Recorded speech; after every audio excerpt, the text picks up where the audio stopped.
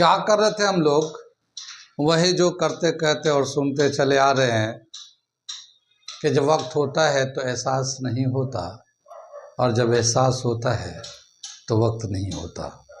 मैं साबिर अली और आप देख रहे हैं ILCC अली क्लासेस, जो अलीगढ़ बेस्ड नीट जेई का रेजिडेंशियल कोचिंग है।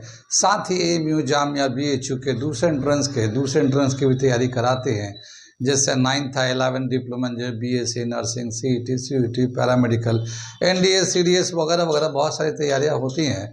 तो वो लोग जो लोग तैयारी करना चाहते हैं कांटेक्ट कर सकते हैं। ऑफलाइन ऑनलाइन दोनों ही मोड अवेलेबल है। क्या कर रहे थे हम लोग कर रहे थे physics class 11 mechanical properties of solid, और उसमें एक लेक्चर हम लोगों ने किया था जहां पे हम लोगों ने बताया था कि स्ट्रेस क्या होता है, स्ट्रेन क्या होता है, स्ट्रेस के टाइप कितने हैं, स्ट्रेन के टाइप कितने हैं, यहाँ तक हम लोगों ने कर लिया था। अब उसके बाद जो स्ट्रेस अपॉन स्ट्रेन का जो रेशियो होता है उसको कांस्टेंट करते हैं। उस कांस्टेंट का हम लोग नाम देते हैं मॉडुलस ऑफ इलास्टिसिटी, या कोफिशिएंट ऑफ इलास्टिसिटी भी बोलते हैं उसको। तो आज हम लोग वहीं से शुरू करने जा रहे हैं। क्या बताइए यहाँ पे कि ये जो हमारा मॉडुलस ऑफ इलास्टिसिटी है, 3 टाइप्स के मॉडुलस ऑफ इलास्टिसिटी है। 3 टाइप्स के मॉडुलस ऑफ इलास्टिसिटी है। कौन कौन से हैं उसका नाम मैं लिखता हूँ। ये हमारा तीन तरह का मॉडुलस होता है: young modulus, bulk modulus, modulus of rigidity. Young modulus को स्ट्रेचिंग ऑफ फायर के नाम से भी जानते हैं। ये 3 तरह का मॉडुलस है। मॉडुलस तो जानते हैं हम लोग। मॉडुलस कैसे निकालते हैं? स्ट्रेस अपॉन स्ट्रेन का जो रेशियो होता है वो एक कांस्टेंट होता है, और इसी कांस्टेंट को हम लोग मॉडुलस के नाम से जानते हैं, अलग अलग नाम से जानते हैं। यहाँ पे जैसे यंग मॉडुलस है, बल्क मॉडुलस है, मॉडुलस ऑफ रिजिडिटी है। अब हम लोग देखते हैं यंग मॉडुलस किसको बोलते हैं, क्या रिलेशन होता है, क्या फॉर्मूले होते हैं। ओके, क्या दे रखा है इसमें? यंग मॉडुलस में ratio of normal stress to the longitudinal strain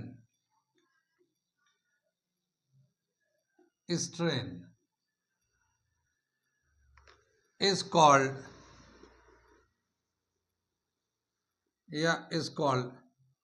young modulus। ठीक है,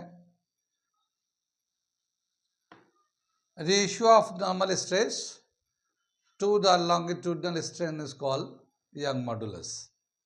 यंग मॉडुलस को Y से दिखाते हैं हम लोग, और ये normal stress upon longitudinal strain.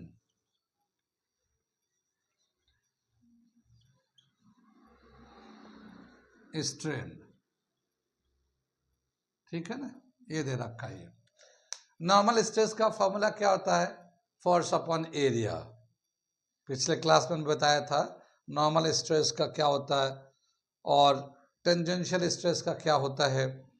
तो उस तरह से हम लोग दिखाया था। तो इसका जो फॉर्मूला होता है फोर्स अपॉन एरिया, और ये है स्ट्रेन। लॉन्गिट्यूडनल स्ट्रेन में होता है change in length upon original length. तो change in length delta L ले लेते हैं, ओरिजिनल लेंथ L आ गया। ठीक है, इसको रेसिप्रोकल करके लिखेंगे तो F into L upon A into delta L। ये हमारा यंग मॉडुलस का रिलेशन आ जाता है। ठीक, यहाँ पे इसका जो यूनिट होगा, स्ट्रेस का यूनिट तो जानते हैं पास्कल होता है या न्यूटन पर मीटर स्क्वायर होता है, और स्ट्रेन का क्या यूनिट होता है?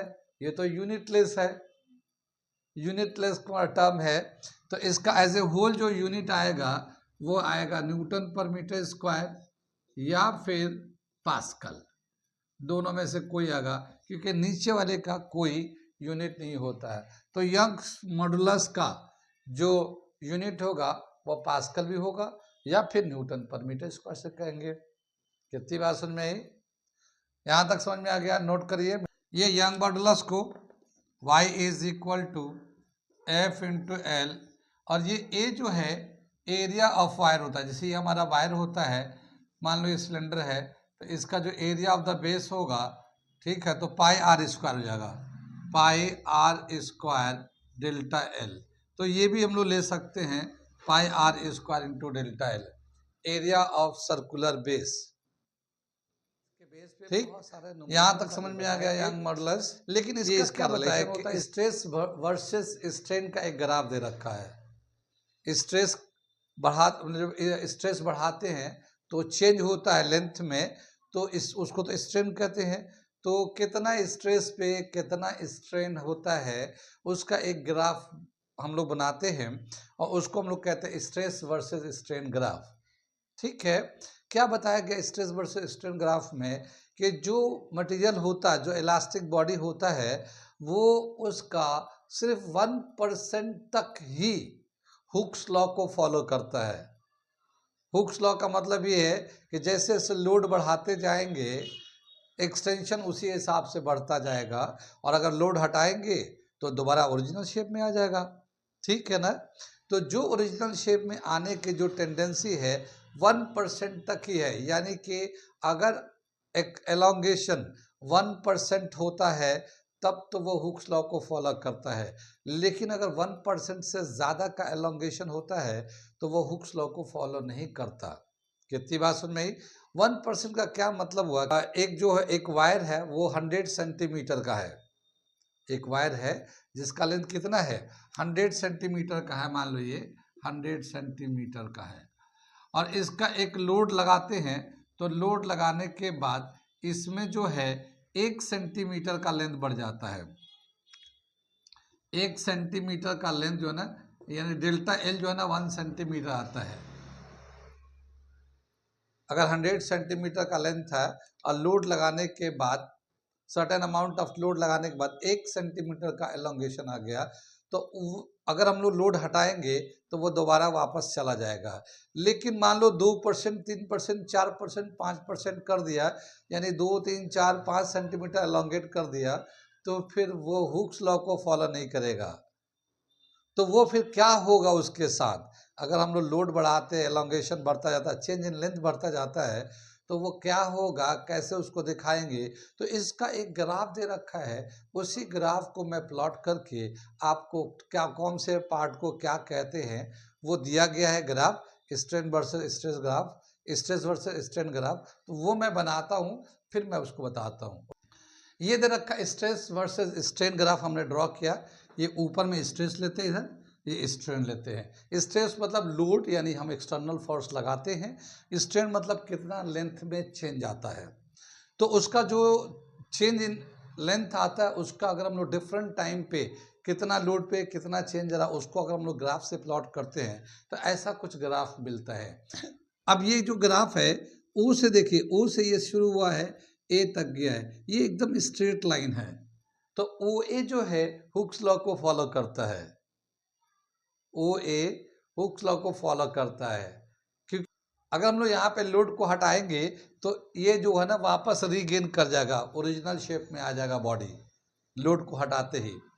लेकिन इसके आगे क्या दे रखा है, अगर हम लोग थोड़ा सा लोड बढ़ा दे तो एलोंगेशन बढ़ जाएगा। तो ये बी पॉइंट है, बी से भी ये वापस आ जाएगा ओ तक। लेकिन इसका ये जो पाथ है ना, ये स्ट्रेट लाइन नहीं है, ये हल्का सा तिरछा है। ठीक है, ये हल्का सा तिरछा है, ये स्ट्रेट लाइन है। इसका मतलब ये कि हुक्स लॉ को फॉलो नहीं करता।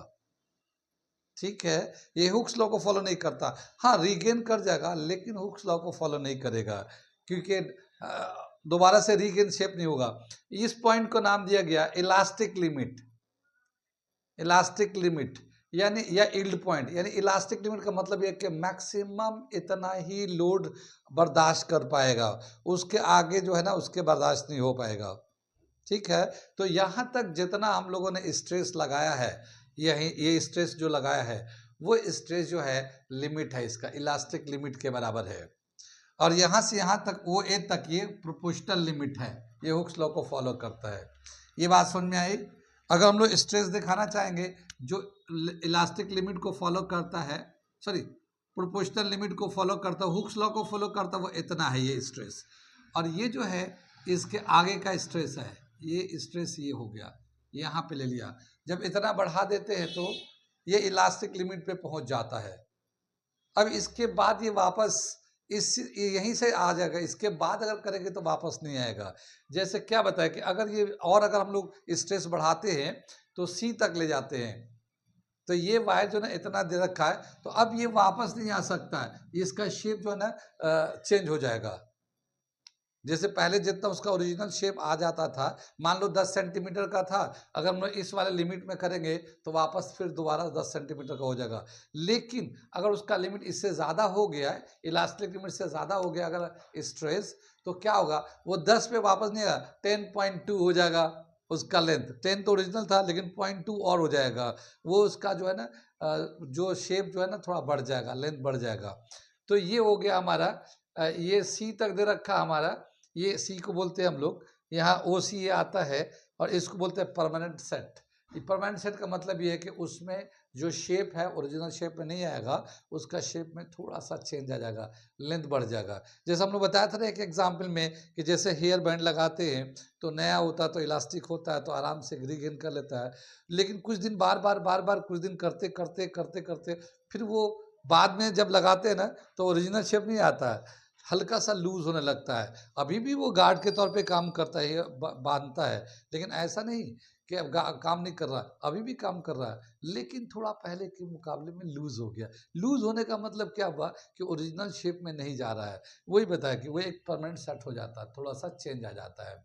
इसके बाद जब आगे बढ़ते हैं तो ये प्लास्टिक बिहेवियर हो जाता है, इलास्टिक नेचर तो खत्म ही हो गया, अब ये प्लास्टिक नेचर उसका चला जाता है। अब और उसके बाद ऐसा होता है कि थोड़ी देर के बाद वो फ्रैक्चर पॉइंट, यानी वो जो रॉड है टूट ही जाएगा, वो या कोई भी वायर हो, जो भी इलास्टिक बॉडी होगा वो टूट जाएगा। तो ये जो चेंज हुआ है, जो चेंज होता है बॉडी के अंदर जब स्ट्रेस लगाते हैं, किसी भी वायर के अंदर जो चेंज आता है उसका जो स्ट्रेस वर्सेस स्ट्रेन ग्राफ ऐसा बनता है। ठीक है, ये बात समझ में आ गई, इसे नोट कर लिए, बना लीजिए, फिर मैं इसके आगे का बताता हूँ। ठीक है, तो ये समझ में आ गया ग्राफ को। अब हम इस ग्राफ को मिटाते हैं और इसके बाद जो है ऐसे तो यहाँ से न्यूमेरिकल है, लेकिन मैं सारी चीज़ों को एक साथ बता देता हूँ। इस चैप्टर से मैकेनिकल प्रॉपर्टीज ऑफ सॉलिड से रिलेटेड सारी बातों को बता देता हूँ, फिर मैं लास्ट में टॉपिक वाइज न्यूमेरिकल करा दूंगा। ठीक है, जो सिलेक्टिव अच्छे जो न्यूमेरिकल होंगे वो कराऊंगा। तो अगला जो हम लोग टॉपिक करने जा रहे हैं, यहाँ पे क्या होता है कि वायर को जब लोड लगाते हैं, स्ट्रेस देते हैं, तो एलोंगेशन होता है, लेंथ बढ़ता है। लेंथ बढ़ना एक वर्क डन होता है, ठीक है ना। तो कितना वर्क डन होता है, वर्क डन कैलकुलेट करने जा रहे हैं हम लोग, यानी जब भी कभी स्ट्रेस लगाते हैं, एलोंगेशन होता है, तो कितना वर्क डन होता है, वर्क डन निकालने जा रहे हैं, वर्क डन का फॉर्मूला बताने जा रहे हैं। ठीक है, इस समय मिटा दूं, ओके। तो अगला टॉपिक करने जा रहे हम लोग, work done in stretching the wire. Wire को जब स्ट्रेच करते हैं या फिर स्ट्रेन यानी कि फोर्स, एक्सटर्नल फोर्स लगाते हैं, तो उसमें कितना वर्क डन होता है वो वर्क डन निकालने जा रहे हैं। तो जैसे ये हमारा एक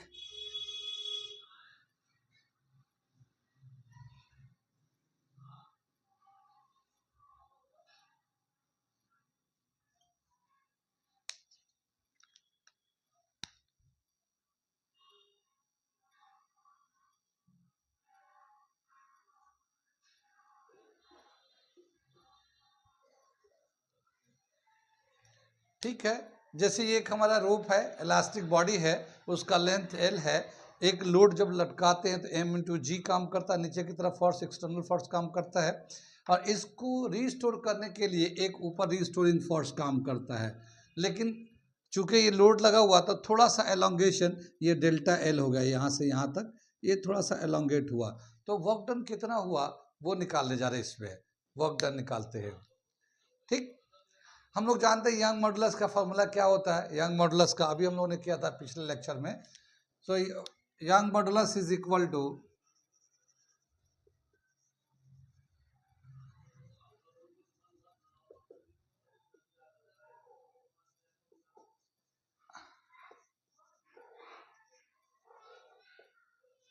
young modulus is equal to stress upon strain, force upon area, change in length upon original length, और इसको अरेंज करके लिखेंगे F L upon A into delta L. ये है ना हमारा, ये फॉर्मूला बन गया। अब यहाँ से हम लोग फोर्स निकालते हैं, तो फोर्स अगर निकालना चाहेंगे तो फोर्स इज इक्वल टू क्या हो जाएगा, वाई ए डेल्टा एल अपॉन एल, ये फॉर्मूला हो जाएगा। ये यंग मॉडुलस को हम लोग वाई से दिखाते हैं, है ना। तो ये नीचे से इसको क्रॉस करेंगे तो y इंटू ए इंटू डी एल आ जाएगा, और ये l को इसके नीचे कर देंगे तो ये फोर्स का रिलेशन आ जाएगा ये, ठीक है। तो इतना इसमें फोर्स लग रहा है, ठीक है ना। अब वर्क डन निकालते तो क्या फॉर्मूला होता, force work done is equal to force into displacement, ठीक है ना। कितना डिस्प्लेस होता है, तो यहाँ पे डिस्प्लेसमेंट तो नहीं होता, एलोंगेशन होता है। तो for very small elongation the work done will be dw, very small work done. For very small elongation dx, the work done dw is equal to f into dx, ठीक है ना। हमने f इंटू डी एक्स ले लिया, dl भी ले सकते हैं, ऐसी कोई बात नहीं है, मगर force into elongation, very small elongation, तो ये स्मॉल वर्क डन हो जाएगा, ठीक है। अगर f का वैल्यू चाहे तो हम लोग ये वाला वैल्यू डाल देते हैं, ये वैल्यू ले लेते हैं तो क्या होगा, Y A small L upon capital L. ये हम लोग डेल्टा एल को स्मॉल एल के फॉर्म में दिखा देते हैं। तो डेल्टा एल को हम लोगों ने यहाँ पे चूंकि इंटीग्रेट करना आगे चल के, तो इसीलिए इसको हम लोगों ने चेंज कर दिया, स्मॉल एल से दिखा दिया। और ये डी एल हो गया, ये हमारा ये डी एल लिख दिया, ये तो फोर्स का वैल्यू लिख दिया, ये डी एल लिख दिया। ये हो गया small work done for small elongation, ठीक। अब क्या बताया कि अगर सर्टेन लिमिट तक एलोंगेट होता है तो टोटल वर्क डन कितना होगा, तो total work done is equal to W को डी डब्लू को इंटीग्रेट कर देते हैं। कहाँ से कहाँ तक इंटीग्रेट करेंगे कि जब इनिशियल लेंथ था तो उस वक्त कोई एलोंगेशन नहीं था, वो जीरो था, लेकिन जब लोड लगाया तो थोड़ा एलोंगेट हो गया, जितना भी एलोंगेट हो गया वो उतना एल को ले, उसको स्मॉल एल लेंगे। तो जीरो से लेके स्मॉल एल तक एलोंगेशन हो गया यहाँ पे, ठीक। डी डब्ल्यू का वैल्यू ले लेते हैं हम लोग। डी डब्ल्यू का वैल्यू क्या है, ये वाला value Y A small L upon capital L D L, और इसको जीरो से लेके एल तक इंटीग्रेट कर दिया, ठीक है। जो कांस्टेंट है उसको बाहर निकाल लेते, वाई ए एल, ये तीनों कांस्टेंट है। यंग मॉडुलस किसी भी मेटल का या एलिमेंट का जो यंग मॉडुलस होता है वो कांस्टेंट वैल्यू होता है। ये area of cross section of the wire या रॉड जो भी है, ये ओरिजिनल लेंथ फिक्स रहेगा, तो इसको बाहर निकाल देंगे। सिर्फ स्मॉल एल चेंज होगा, क्योंकि जैसे जैसे लोड बढ़ाएंगे एलोंगेशन में चेंज आएगा, कम एलोंगेशन ज़्यादा एलोंगेशन जो भी है तो वो एलोंगेशन में चेंज आएगा, मगर ये सब में चेंज नहीं आएगा। तो जो कांस्टेंट है उसको हम लोगों ने बाहर निकाल दिया, और जो चेंज हो सकता है उसको हम लोग इंटीग्रेट कर दे रहे हैं, ठीक है ना। अब इसको जब इंटीग्रेट करेंगे तो ये एल जो है इस पे पावर 1 है, इंटीग्रेट करेंगे तो एल स्क्वायर बाई 2 आ जाएगा, ठीक है। तो ये वाई ए अपॉन एल, और ये एल स्क्वायर अपॉन 2, इसका लिमिट आ जाएगा 0 टू एल, ठीक है। यहाँ पे अपर लिमिट डालेंगे तो एल स्क्वायर अपॉन 2 हो जाएगा, मगर नेक्स्ट जीरो डालेंगे तो वो तो जीरो ही हो जाएगा, तो हमारा एल स्क्वायर बाई 2 ही आ जाएगा। तो क्या दे रखा है, work done is equal to Y A upon L, और ये L square upon 2, small L square upon 2 आ जाएगा यहाँ पे, ठीक है। इसको हम लोग थोड़ा अरेंज करके लिखेंगे तो क्या आ जाएगा, 1/2 वाई ए एल, और ये स्मॉल एल एक बार लिख लिया, एक बार स्मॉल एल दो बार लिख लिया, इस एल स्क्वायर को दो दफ़ा अलग अलग कर दिया। ये वाला जो रिलेशन है ये जो है ना फोर्स के बराबर है। यहाँ पे देखिए ये Y A small L, delta L को स्मॉल एल लिया, capital L equal to F, तो इसे हटा के हम लोग वर्क डन को हाफ एफ, जितना हम लोग वर्क डन करते हैं ऐसे वो इलास्टिक पोटेंशियल एनर्जी के फॉर्म में वायर में स्टोर हो जाता है, यानी जो वर्क डन है वही इलास्टिक पोटेंशियल एनर्जी भी है, ठीक है। So work done is equal to elastic potential energy, ठीक है ना, एनर्जी, या इसको दूसरा नाम देते हैं स्ट्रेन एनर्जी, स्ट्रेन एनर्जी, ये भी इसको बोलते हैं, ठीक है, अलग अलग जगहों पे ये भी इस नाम जानते हैं, स्ट्रेन एनर्जी। यानी हमें पता चल गया कि कोई स्ट्रेच को, अगर वायर को स्ट्रेच कर दो तो कितना वर्क डन होता है, और जो वर्क डन होता है वो स्ट्रेन पोटेंशियल एनर्जी या फिर इलास्टिक पोटेंशियल एनर्जी के फॉर्म में स्टोर हो जाता है, ठीक है। इसको और कितने दूसरे फॉर्म में लिख सकते हैं, मैं लिख के दिखाता हूँ, यहाँ तक नोट कर लीजिए, ठीक है। Work done equal to half force into L होता है, तो इसको कैसे लिखेंगे, इसको हम लोग इलास्टिक पोटेंशियल एनर्जी यू से दिखा सकते हैं, 1/2, और ये जो फोर्स है स्ट्रेचिंग फोर्स भी बोल सकते हैं क्योंकि इसी से स्ट्रेच होता है, और ये small L increase in length, ये ऐसे भी लिख सकते हैं हम लोग, ठीक है ना। आगे दे रखा है elastic potential energy per unit volume अगर निकालना चाहे तो, या work done per unit volume, क्या दे रखा है, work done per unit volume,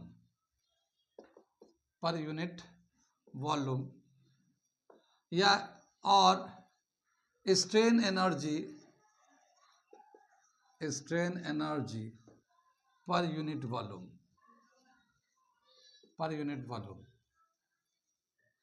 तो क्या होगा, U को वॉल्यूम से डिवाइड कर देते हैं, U को, यानी जो इलास्टिक पोटेंशियल एनर्जी है या वर्क डन है उसको वॉल्यूम से डिवाइड कर देंगे।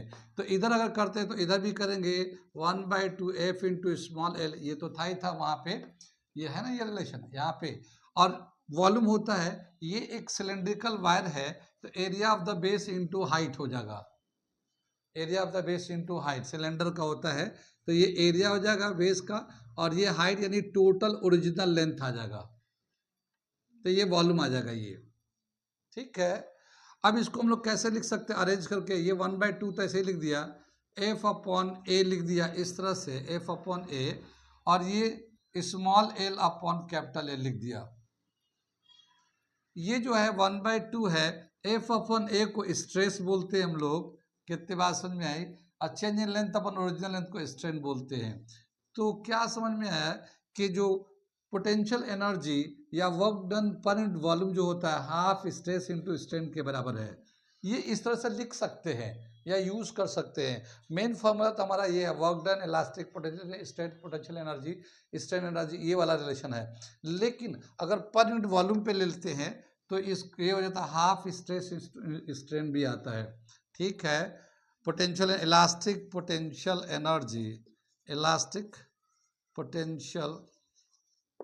एनर्जी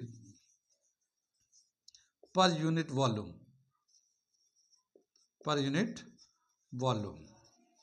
में इसको एक और चेंज किया है, एक चेंज और कर दिया है, इसको कैसे लिख सकते हैं, देखिए यंग मॉडुलस को हम लोग कैसे लिखते हैं, Young modulus Y is equal to stress upon strain, है ना, स्ट्रेन लिखते हैं। तो अगर स्ट्रेस निकालना हो तो स्ट्रेस को कैसे लिख सकते हैं, यंग मॉडुलस इनटू स्ट्रेन, ऐसे ही तो लिख सकते हैं हम लोग। तो अब हम लोग यहाँ पे स्ट्रेस को अगर चेंज कर दें तो क्या आ जाएगा, 1/2 यंग मॉडुलस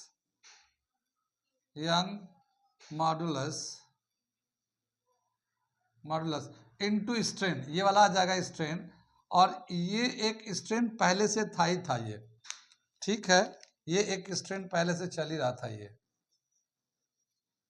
अब स्ट्रेन इंटू स्ट्रेन स्क्वायर, तो 1/2 young modulus into strain square, young modulus